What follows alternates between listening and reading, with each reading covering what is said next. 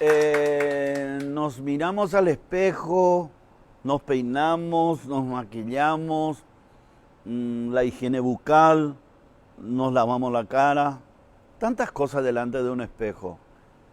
Y nos miramos así, nos miramos así.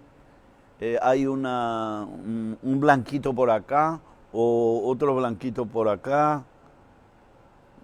Nos falta un poco más de estiramiento. El espejo siempre está ahí, no te miente. Y retrocedes en el tiempo y mirás una foto de tu recuerdo. Y encontraste que era un bebé precioso. Pasan los años y decís, el espejo no engaña. Pero hoy en día ya existe la cirugía. Sí, porque verás, por ejemplo, que hay mujeres prominentes, con altura, que se ataja solo, que tienen lindas nalgas, todas estas cosas. Se puede hacer. El adelanto que hay hoy en día en todas las cosas es impresionante. Sí, caras que viste ayer, hoy son otras. Rostros que viste hoy, lo que ayer era otra persona. Y bueno, algunos, por ejemplo, que tienen la oportunidad de mandarse a hacer una cirugía, bien.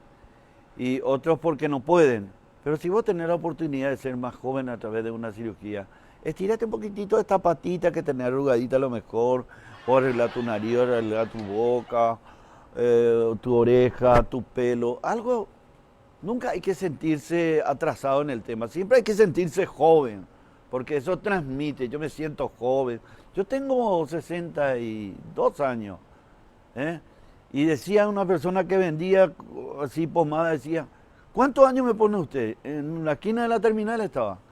Un argentino dice, bueno, esta pomada es buena, no se haga la cirugía. Con esta pomada usted no sabe lo que es. Esta pomada no saben lo que tiene. Claro, lo tiene que probar. Lo tiene. ¿Cuántos años me pone usted? 41. ¿Cuántos años me pone usted? 62. ¿Cuántos años me pone usted? 37. ¿Cuántos años me pone usted? 55. No, ni 62, ni 55, ni 37. ¿Sabe cuántos años tengo yo? 300 años. Y sin embargo aparento lo que ustedes me están diciendo. 300 años lo tengo yo, con esta pomada.